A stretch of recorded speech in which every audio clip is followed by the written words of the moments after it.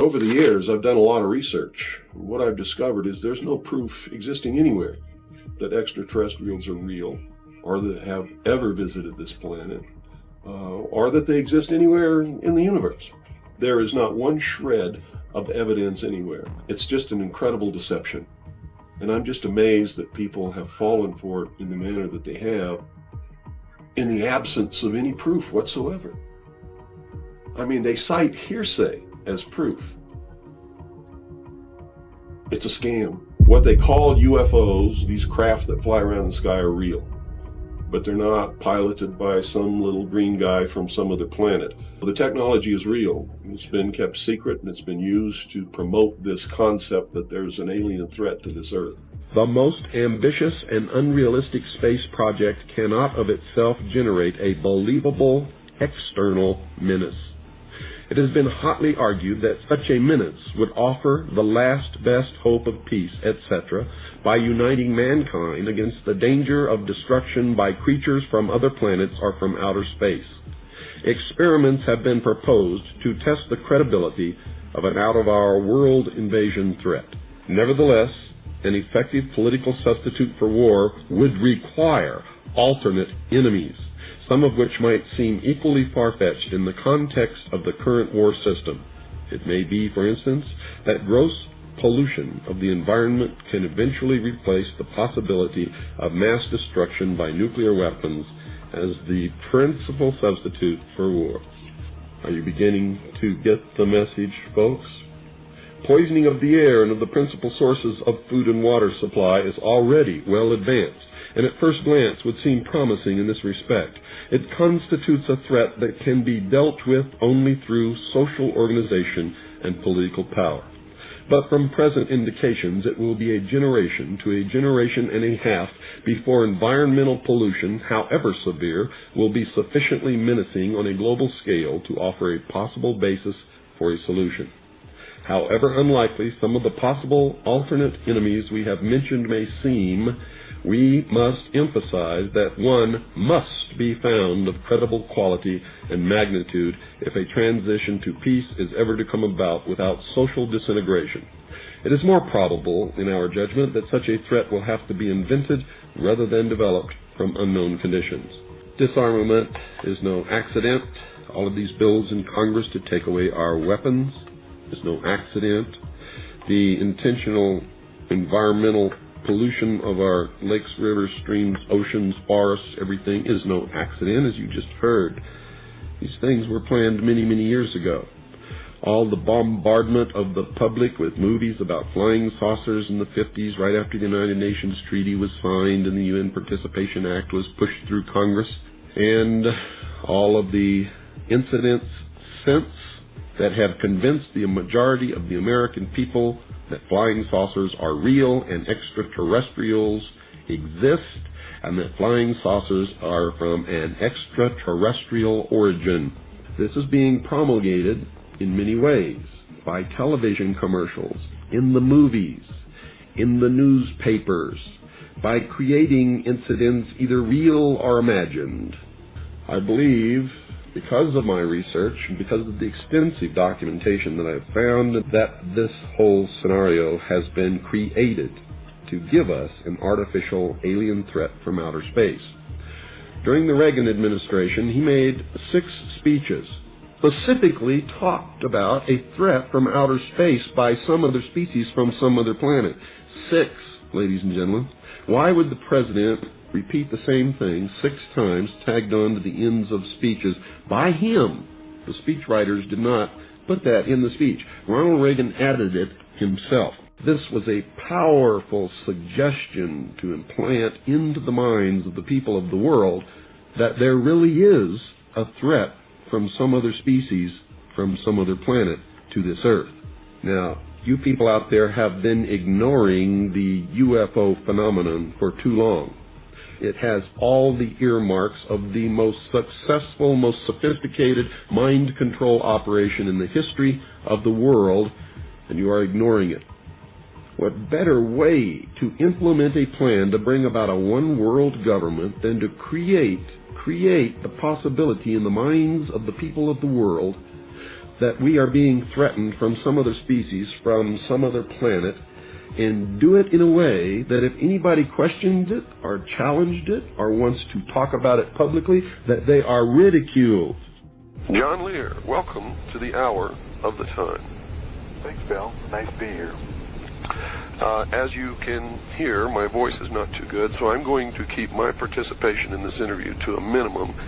And I'd like to start out, John, with give us some background. Tell us who you are and where you came from and what you've been doing all your life up to this point in as short a period of time as you can. Well, Bill, I'm an airline captain. I'm 50 years old, the big 50. I've flown about 160 different types of aircraft in over 50 different countries. I'm presently chief pilot for a cargo airline here in Nevada. We fly worldwide. I held 18 world speed records in the Learjet, including round the world speed record in 1966. And I'm the only pilot to have ever earned and held every airman certificate issued by the FAA. And among these certificates are the airline transport rating, flight instructor, ground instructor, navigator, flight engineer, dispatcher, mechanic, control tower operator, parachute rigger. And I hold the PATCO award, that's the Professional Air Traffic Controllers Association award for outstanding airmanship presented in 1968. As you know, I flew missions worldwide for the CIA and other government agencies. I've flown in Southeast Asia. I flew there between 1966 and 1973, and I've had a lot of experience in flying in Europe, the Middle East, Afghanistan, the Far East, Africa, and both Pacific and Atlantic Oceans.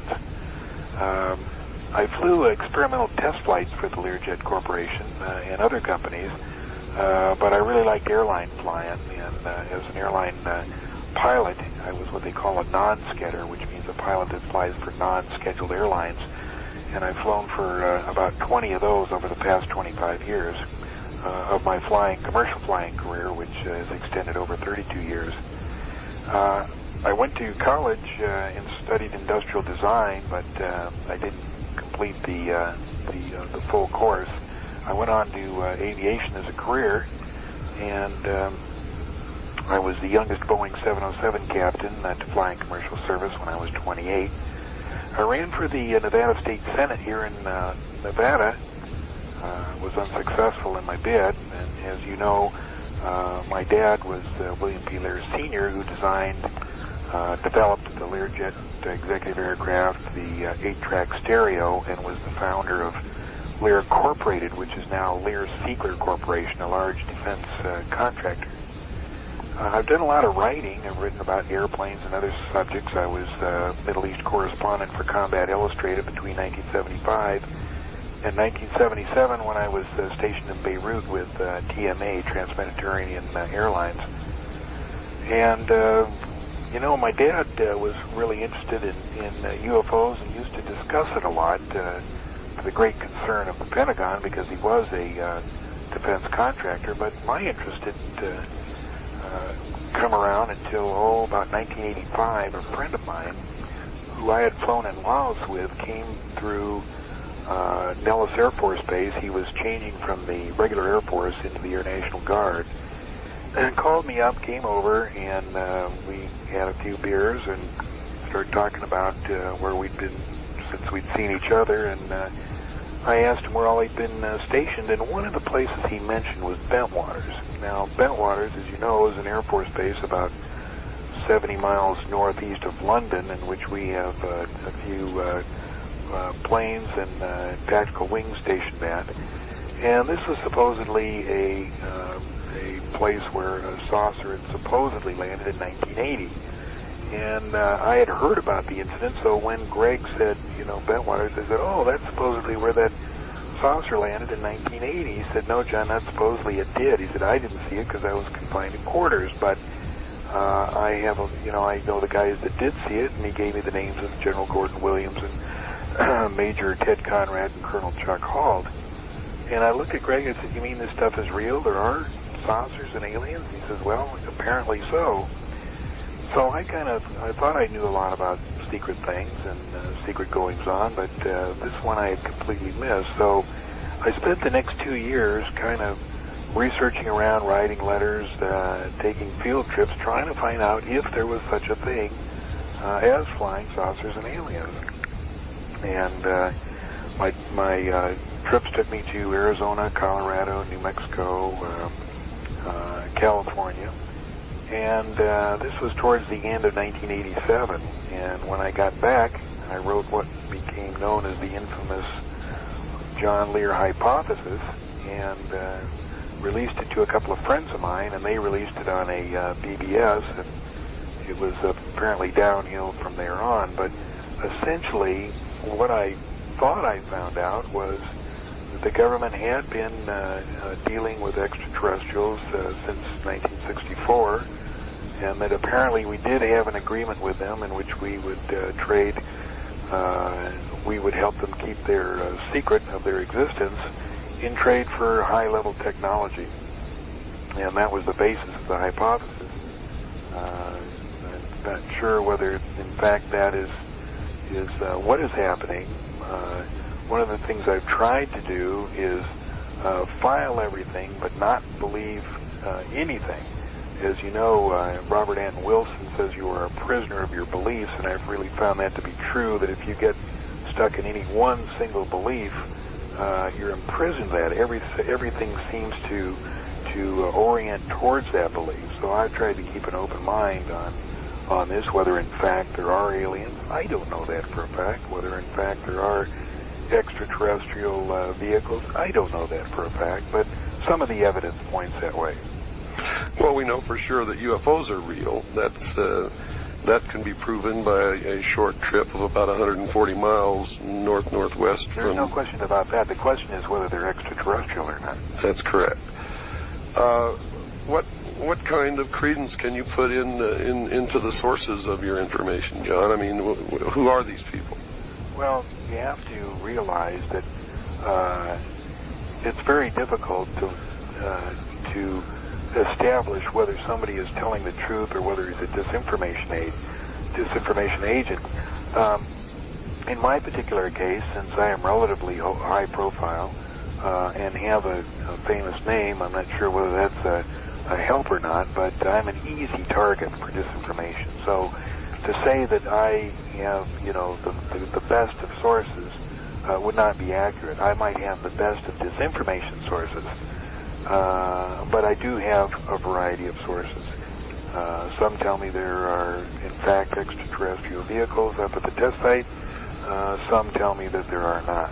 So what I say is, I try to file everything and believe nothing. Mm-hmm. Well, my listeners are certainly used to hearing that, because my admonition to them is to listen to everyone, read everything, believe nothing until they can verify it for themselves. Well, I think that's very sound advice, and it's advice that I try to follow. Well, in a period of time when there's so much disinformation and manipulation in an effort to tear down the sovereign status of nations and bring about a one-world government, it's difficult at best, even if you spend all of your time digging for the truth, to really know when you've reached it. And I think everybody had better begin to understand that. John, what are some of the more memorable moments in your dealings with this UFO business that you can remember? Some of the characters or some of the stories, or maybe we can inject a little bit of humor into this before we get a little more serious. Yeah. Well, I'm trying to think. I think one of the more memorable times was when I first got into this and had read a book called Communion. And it was very interesting. As a matter of fact, I read it on a flight that I flew from Las Vegas to Cleveland. And when I got to Cleveland, I couldn't put the book down. And after I did put it down, I couldn't go to sleep. And for some reason, I felt this was something real that was going on. And I'd heard of this guy, Bud Hopkins. And I was based in New York at the time, so I gave him a call, and he said, yeah, come on down.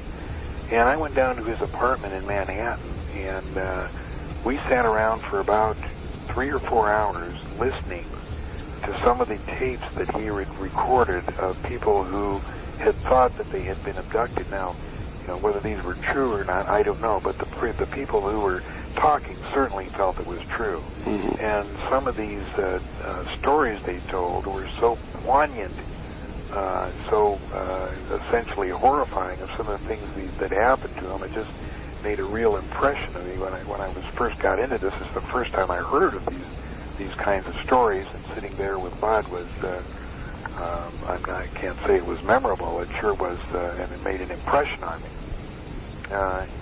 Another of the times was I was acquainted with a scientist here in Las Vegas. His name was Bob Lazar, who claimed to work at the test site. And one night he took us out to see one of the alleged test flights of these vehicles. He said it was going to fly just after sunset.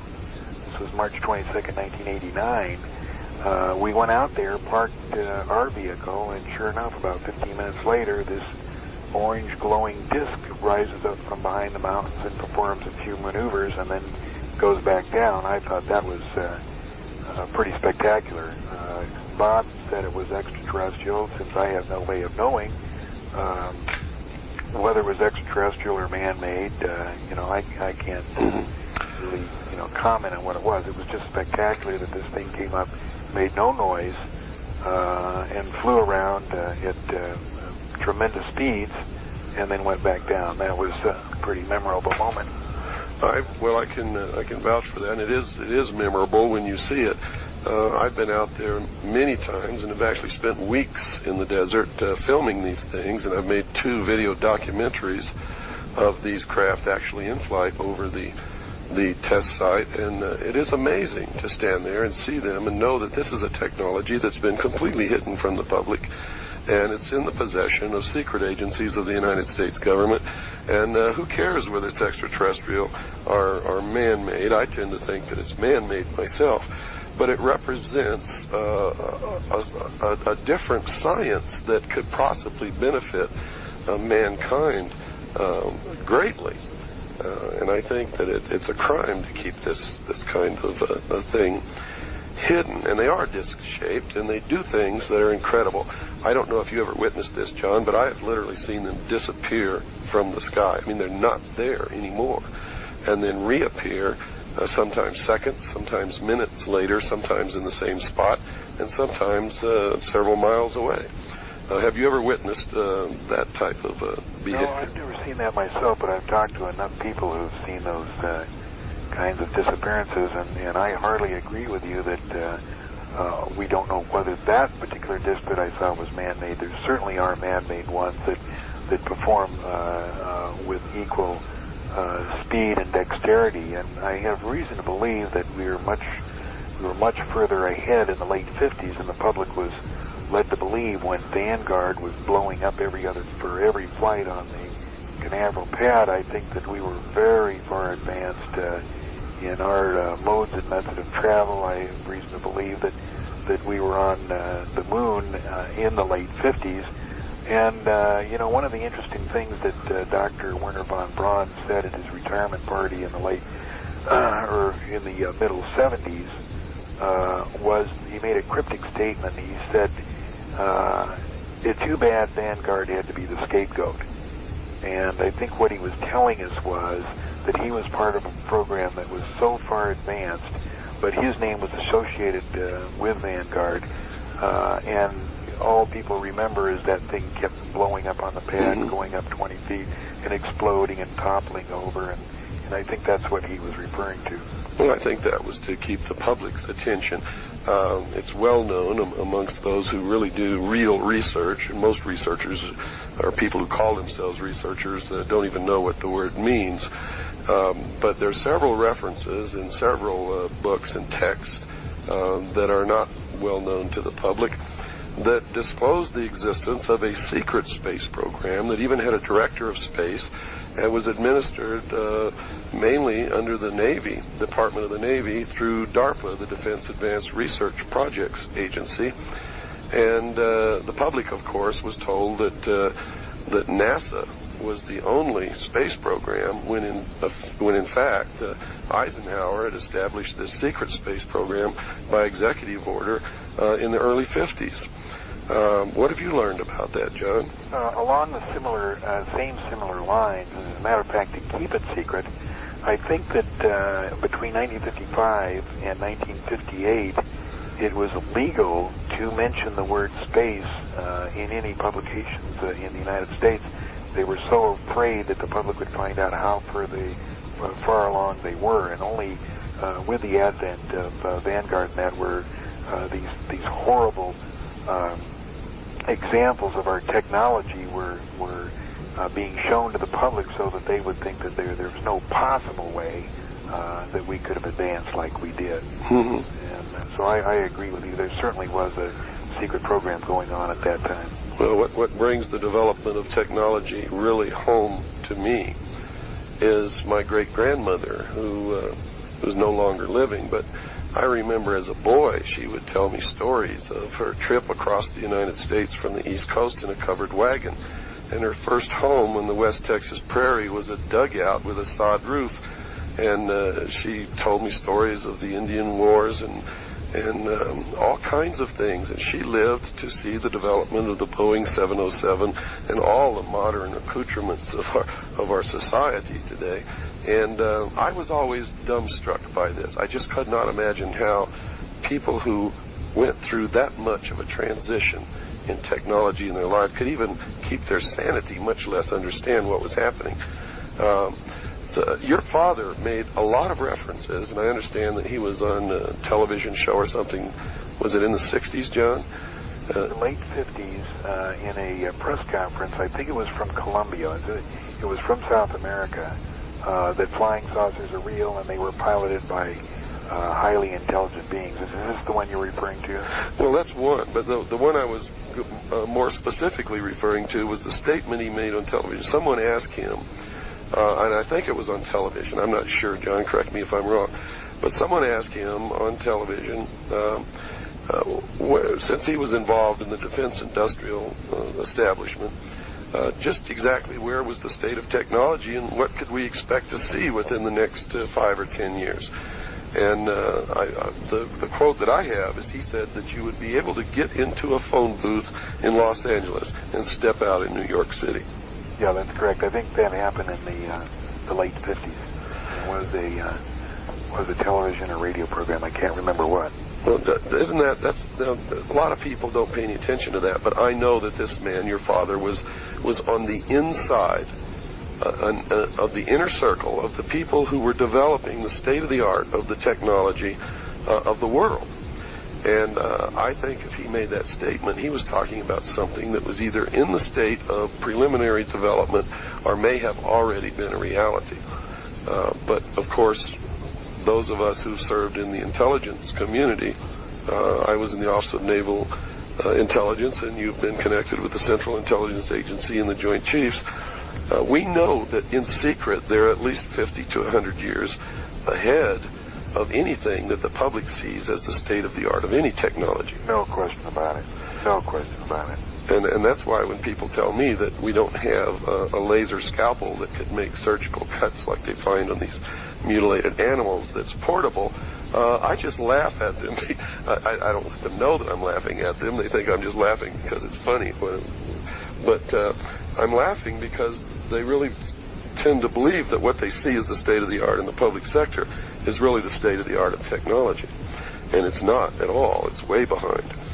Well, certainly if my dad wasn't, and of course neither one of us will probably ever know whether he was directly involved with that state of technology, he certainly had friends that were, specifically Hoyt Vandenberg, who was original director of the CIA, used to be around the house all the time, Jimmy Doolittle, who was definitely connected with the SASA program. He was sent over to Sweden to investigate the ghost rockets, and he had a very heavy involvement in the later years with the SASA program. People have asked me if my dad was involved in anti-gravity research. Of course, I was born in 1942, and we're talking about like 55, which would make me 13 or 14 years old. He certainly wouldn't have told me anything. So I wouldn't have no knowledge of that. Talking with my mother, he used to make trips to Fort Huachuca, And it seems that Fort Huachuca was the central area for some very classified technology research, possibly having to do with anti-gravity.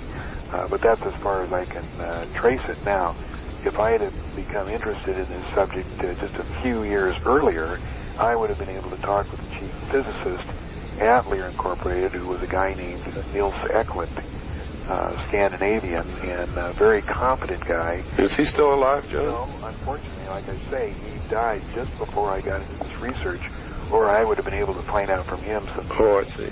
really good information. But he passed away, I believe, in 1982 or 83. Well, I know that you've had some contact with some of the more famous or infamous, depends upon which way you look at it, people in the so-called UFO community, which I think is a misnomer. And a lot of these people who call themselves ufologists, which in every case is self-appointed and requires no requirements, no education. That's right. Right. What can you tell me about some of these people? What can you tell our listeners?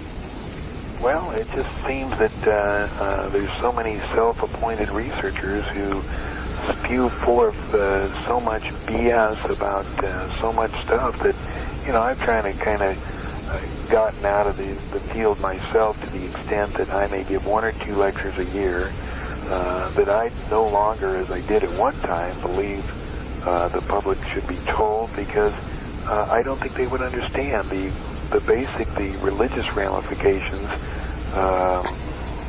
of what's going on.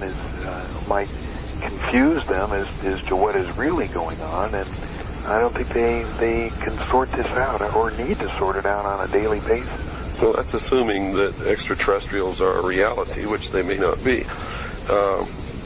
Definitely may not be. Yeah. Who knows for real who these are? I've heard many stories. Well, I used to think that they were real. As you well know, I saw documents when I was in the Office of Naval Intelligence that said they were real. And it's possible that they are, but there's also stories of people who have been abducted who have caught their supposed aliens taking off masks or helmets and turning into military personnel. Yes, I've also run into those people also, and I've looked into the possibility that this whole thing is a tremendous mind control operation in order to convince the public of the world, the mass consciousness of humanity, that the Earth is being threatened by some other species from some other planet, which Ronald Reagan stated in 6 of his speeches during his administration, which is way too many times for me to believe that it was real. It's more like just putting it into people's minds. I've looked into the development of mind control techniques, and they are so far advanced that mind control is no longer experimental. It's fully operational. And from what I understand, from my contacts and from what I've been able to read in the leaks and the documents released under the Freedom of Information Act, that no part of mind control remains experimental anymore, and that they can literally remove sections of memory as if it never occurred and put in its place a different memory, as if they're running a movie in your head. And they can actually put in suggestions or orders to that this will not come up, you will not remember this until some outside stimulus is encountered, and then the mind is overwhelmed by these incredible memories that in actual fact never happened. In particular, I remember reading and studying mind control projects by the Office of Naval Intelligence, where they were actually putting together and ran an assassination bureau for many years. And these people who were actually the assassins were ordinary people that they would pick according to some standard formula, put them through the brainwashing experience where they would implant in their mind the ability and the desire to kill upon order. And they would go about their normal everyday business not even knowing that they were part of this until the stimulus was given to them and they were given an order to carry out an assassination, and they would go and do this. What do you know about all this, John? Are you there? Yeah. What can you tell us about these mind control programs? Well, you're 100% correct. It works just like that. I was reading a book called Operation Mind Control just the other day, in which a guy asked for people, military people, who felt that they had been subject to mind control experiments, and there was a Air Force officer who felt that he was having some problems in later life after he retired, and it evolved from the fact that his whole career, or at least the 5 years that he thought he was stationed in Guam running a weather station, when he retired he was honorably discharged, and he was shown a whole raft of commendations and medals that he had earned, and there was no explanation for that, and he said, can I have those? And they said, no, these will be withheld until you need them, and at that time, it will be explained to whoever needs to see these what exactly happened. So this guy obviously did a lot more than he was aware of. Up at the Nevada test site, certainly this mind control works to a great degree, whereas people can remember flying up and flying back, but they can't remember what they did. The mind control is so advanced that it doesn't, they have it to the point where it doesn't bother people when they come back, say, to Las Vegas, and they interact with their children and their wives and lead a normal daily life. They don't question that they can't remember what they did. It's highly, highly advanced. We were working with an engineer, a female engineer who worked with Lockheed, who was having just a little bit of problem because she couldn't remember a lot of what she did during the day. And I think that they were not too successful in the mind control program there because she did realize that there were same things going on. But it is highly, highly evolved. People would be just shocked to know how far advanced it has become. When I first started my crusade, I guess that's what you can call it, to try to wake people up, I had a tremendous faith in the American people that all that had to happen was for someone to open their eyes and show them that the normal everyday world that they live in is really a fantasy land, and then they would sort of take it from there, and it's not happening. A lot of people are waking up. I have to give those people credit because back in 1988, 1987, when I first was looking around, in 1988 when I first came public with what I knew, sometimes I would travel 1,000 miles to sit in a living room and talk to 3 people, if I could find 3 people that wanted to sit in the living room and listen to what I had to say. And now, when I go to a city, sometimes I can fill places as large as the Salt Dome with people who are interested in wanting to know what's happening. But when you consider how many people are there and how many people in the city aren't interested and don't want to know, then it doesn't look like such a big accomplishment. Do you think we're going to wake up this country? Do you think we're going to affect any kind of a change at all? I don't think so, Bill, but, I applaud the people who go out there and try. I don't try anymore because I found that people are satisfied with the information that they receive reading the paper in the morning, listening to Dan Rather on the news at 5 o'clock, and then watching Wheel of Fortune at 7:30. And most people are satisfied that they get about all they need to know from that kind of information. It's discouraging because there's some great, great human beings that would like to make a change, but I just have to say that I am not an optimist at this point. Well, I'm slowly getting to that not an optimist point also, but I have to keep trying.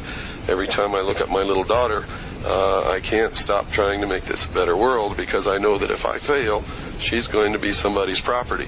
And that's what's coming. I'm convinced of it.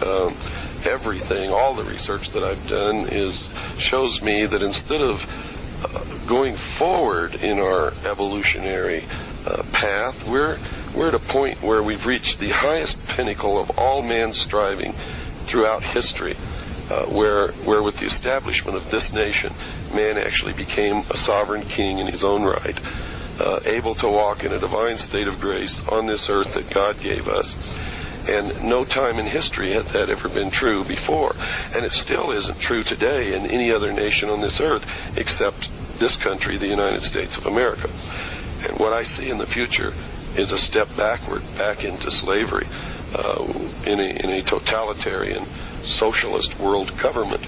And all of these things that are happening around us, I see leading us right into that, including the election of Mr. Rhodes Scholar Clinton here, is just a continuation along that path.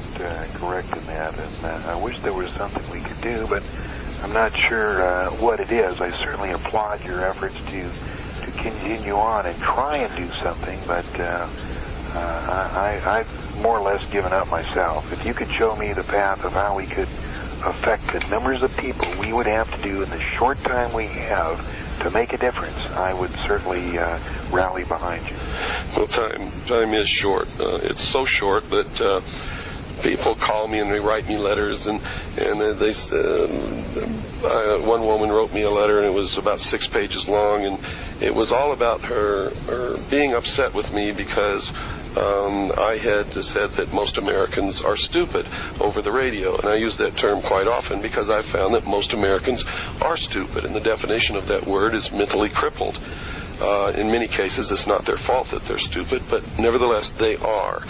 And she was so upset with that word that I knew that I had reached her and had made her angry enough that maybe she would begin to look at it, even though she was voicing great displeasure about it. You see, it's my theory that if I say Americans are stupid over the radio, only the stupid Americans will get angry when they hear it. I would prefer to say that they're ignorant.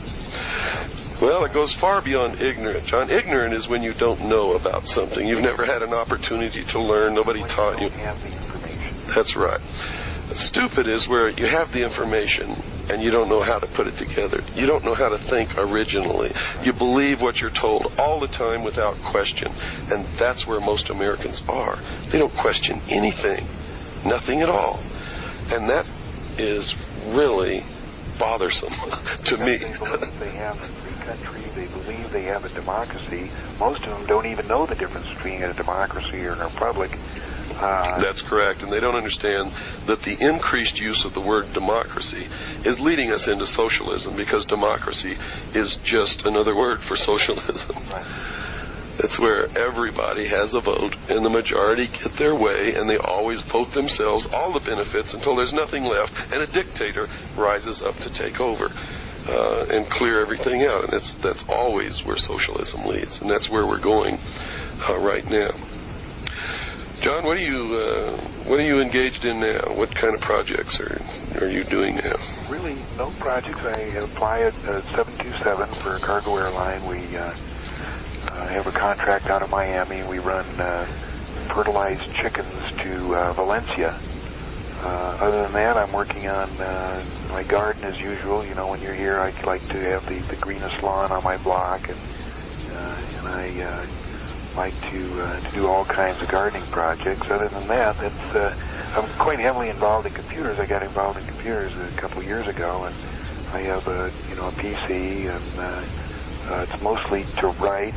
And also, my wife has a actor and actress casting business. We cast extras here in Las Vegas for the movies that come from Hollywood, so I computerized her business, and I mess around with that. But that's about the extent of my extracurricular activity.